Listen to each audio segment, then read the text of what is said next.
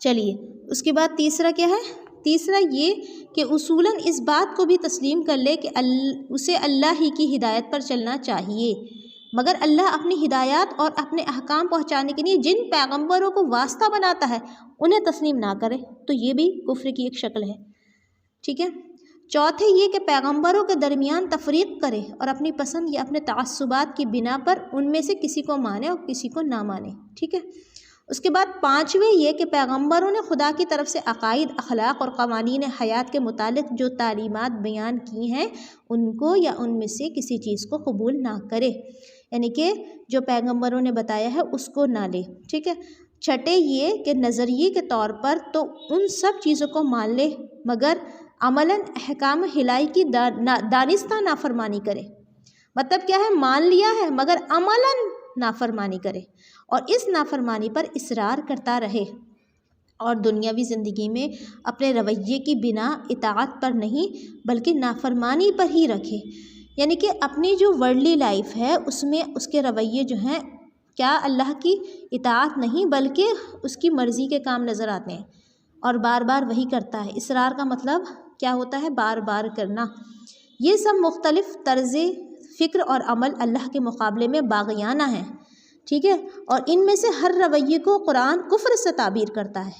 اس کے علاوہ بعض مقامات پر قرآن میں کفر کا لفظ کفران نعمت کے معنی میں بھی استعمال ہوا ہے، شکر کے مقابلے میں بولا گیا ہے، شکر کے مقابلے میں کفر کا لفظ آیا ہے۔ شکر کے معنی یہ ہے کہ نعمت جس نے دی ہے انسان اس کا احسان مند ہو، اس کے احسان کی قدر کرے، اس کی دی ہوئی نعمت کو اس کی رضا کے مطابق استعمال کرے اور اس کا دل اپنے محسن کے لیے وفاداری کے جذبے سے لبریز ہو۔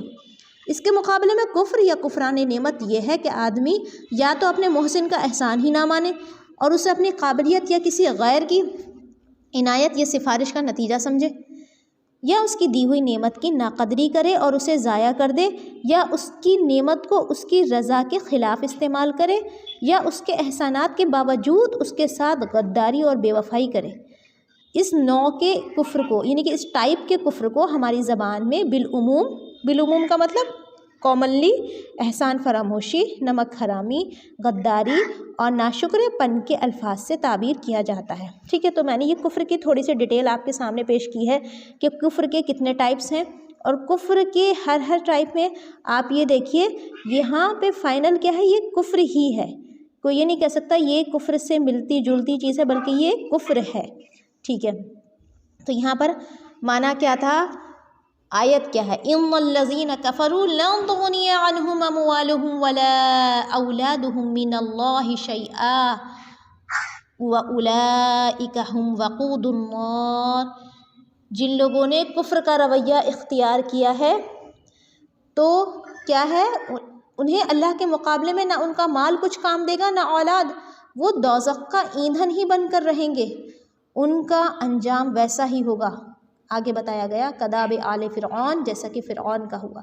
اب آپ دیکھیں یہاں پر کفر کا جو انجام ہے وہ آپ پڑھ رہے ہیں سامنے، دوزخ کا ایندھن ہم لوگ، تو یہ جو دوزخ کا ایندھن ہے وہ نتیجہ ہے کفر کا۔ اگر ہمارے رویے میں، مزاج میں، ذہنیت میں، احساسات میں، ہمارے جذبات میں کہیں جو توحید ہے وہ ہماری کہیں ڈسمس ہو رہی ہے تو اللہ نہ کرے سارے اعمال ہمارے اکارت چلے جائیں، جسے کہتے ہیں بیکار چلے جائیں۔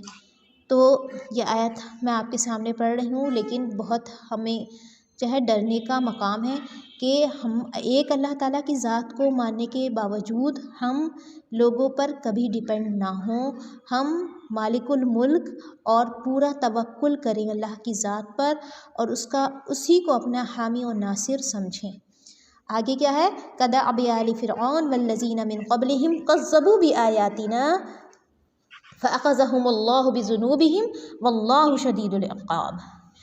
جیسا کہ آل فرعون کا حال ہوا اور جو ان سے پہلے تھے، انہوں نے ہماری آیتوں کو جھٹلایا اور اللہ نے بھی انہیں ان کے گناہوں پر پکڑ لیا، اور اللہ سخت عذاب والا ہے۔ آپ دیکھیے فرعون جو پہلے کے بادشاہ ہوتے تھے، ان کی جو بستیاں سامنے تھیں کفار اور مشرکین کی، ان کو سمجھایا گیا مثالیں دے کر۔ قل للذین کفروا ستغلبون وتحشرون الی جہنم وبئس المہاد۔ کافروں سے کہہ دیجئے کہ تم عنقریب مغلوب کیے جاؤ گے۔ یہاں کافروں سے مراد یہودی ہیں۔ یہ پینشن گوئی فورکاسٹنگ جلد ہی پوری ہو گئی، چنانچہ بنو قینقاع، بنو نذیر جلا وطن کیے گئے، بنو قریظہ قتل کیے گئے، پھر خیبر فتح ہو گیا اور تمام یہودیوں پر جزیہ عائد کر دیا گیا۔ ٹھیک ہے، اب اس کی جو ڈیٹیل ہے انشاءاللہ تھوڑی سی جو قبائل کی ہے، یہ 3 قبائل تھے مدینہ میں، اس کی ڈیٹیل میں آپ کو تھوڑی سی ہے کل دوں گی انشاءاللہ، لیکن فی الحال سمجھنا آیت سے ریلیٹڈ کیا ہے کہ یہ کافر اللہ تعالیٰ نے کہہ دیا کہ ان قریب تم مغلوب کیے جاؤ گے، نکال دیے جاؤ گے، برا حشر کر دیے جاؤ گے، پھر وَتُحْشَرُونَ إِلَىٰ جَهَنَّمَ جہنم میں اکٹھا کیا جاؤ گے، وَبِئْسَ الْمِہَادُ اور وہ کتنا برا ٹھکانہ ہے۔ قَدْ كَانَ لَكُمْ آيَةٌ فِي الْفِئَتَيْنِ الْتَقَتَا فِئَةٌ تُقَاتِلُ فِي سَبِيلِ اللَّهِ وَأُخْرَىٰ كَافِرَةٌ يَرَوْنَهُم مِّثْلَيْهِمْ رَأْيَ الْعَيْنِ، یقیناً تمہارے لیے عبرت کی نشانی تھی ان 2 جماعتوں میں جو باہم مد مقابل ہوئیں، ایک جماعت تو اللہ کی راہ میں لڑ رہی تھی اور دوسرا گروہ کافروں کا تھا، وہ انہیں اپنی آنکھوں سے دوگنا دیکھ رہے تھے، یعنی ہر فریق کا مطلب ہوتا ہے گروپ، دوسرے فریق کو اپنے سے دوگنا دیکھتا تھا۔ کافروں کی تعداد 1000 کے قریب تھی، انہیں مسلمان 2000 کے قریب دکھائی دیتے تھے۔ مقصد اس سے ان کے دلوں میں مسلمانوں کی دھاک بٹھانا تھا۔ مسلمانوں کی تعداد 300 سے کچھ اوپر یا 13 تھی۔ آپ جانتے ہیں نا یہ کون سے غزوے کا ہے بیان؟ غزوہ بدر۔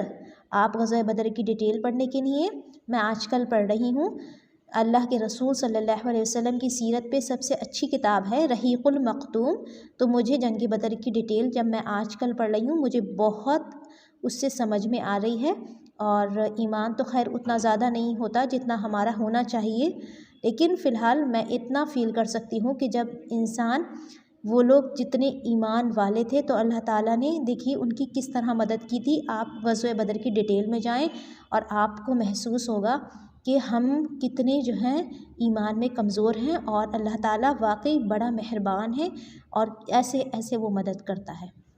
چلیے، انہی کافر 600 اور 700 کے درمیان نظر آتے تھے، حالانکہ ان کی اصل تعداد 1000 کے قریب 3 گنا تھی۔ مقصد اس سے مسلمانوں کے عزم اور حوصلے میں اضافہ کرنا تھا، تو یہ اللہ کی مدد تھی نا، آپ سمجھ گئے کہ کافر زیادہ تھے لیکن مسلمانوں کو کم نظر آتے تھے، اور مسلمان کم تھے لیکن وہ کافروں کو زیادہ نظر آتے تھے۔ اپنے سے 3 گنا دیکھ کر ممکن تھا کہ مسلمان مرغوب ہو جاتے، جبکہ 3 گنا کی بجائے 2 گنا نظر آئے تو ان کا حوصلہ پست نہیں ہوا، لیکن یہ دگنا دیکھنے کی کیفیت ابتدا میں تھی۔ پھر جب دونوں گروہ آپس میں آمنے سامنے صف آرا ہو گئے تو اللہ تعالیٰ نے اس کے برعکس دونوں کو ایک دوسرے کی نظروں میں کم کر کے دکھایا، تاکہ کوئی بھی فریق لڑائی سے گریز نہ کرے بلکہ ہر ایک پیش قدمی کی کوشش کرے۔ ابن کثیر سے ہے یہ تفسیر سورہ انفال آیت نمبر 44 میں بیان کی گئی ہے۔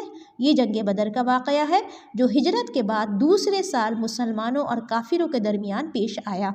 یہ کئی لحاظ سے نہایت اہم جنگ تھی۔ ایک تو اس لیے کہ یہ پہلی جنگ تھی، دوسرے یہ جنگی منصوبہ بندی کے بغیر ہوئی۔ مسلمان ابو سفیان کے قافلے کے لیے نکلے تھے جو شام سے سامان تجارت لے کر مکہ جا رہا تھا، اور مگر اطلاع مل جانے کی وجہ سے وہ اپنا قافلہ تو بچا کر لے گیا، لیکن کفار مکہ اپنی طاقت اور کثرت کے گھمنڈ میں مسلمانوں پر چڑھ دوڑے، اور مقام بدر میں یہ پہلا معرکہ برپا ہوا۔ تیسرے، اس میں مسلمانوں کو اللہ تعالیٰ کی خصوصی مدد حاصل ہوئی۔ چوتھے، اس میں کافروں کو عبرتناک شکست ہوئی، جس سے آئندہ کے لیے کافروں کے حوصلے پست ہو گئے۔ تو دیکھیے، سب سے امپورٹنٹ بات جو میں نے بتائی ہے، اگر جنگ بدر کی آپ ڈیٹیل سمجھ لیں گی نا تو یہ آیات سمجھنے میں انشاءاللہ بہت آسانی ہوگی۔ اور دوسری یہ کہ آپ کو سب سے پہلی بات اللہ کے رسول صلی اللہ علیہ وسلم کی سیرت پتہ ہونی چاہیے، ہمیں، آپ کو نہیں بلکہ ہمیں، کیونکہ مجھے بھی پتہ نہیں ہے اتنی۔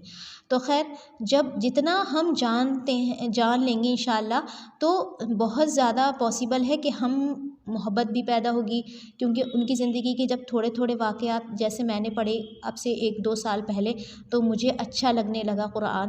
تو قرآن کیوں اچھا لگا؟ کیونکہ جب آپ صلی اللہ علیہ وسلم کی جو احادیث مبارکہ ہیں آپ دیکھیے وہ کتنی بہترین باتیں ہیں اور ان کی زندگی سے ہمیں یہ پتہ چلا کہ وہ کس طرح سے زندگی کس طریقے سے گزارا کرتے تھے، تو وہ پتہ چلے گا ہمیں ان کی پوری سیرت سے۔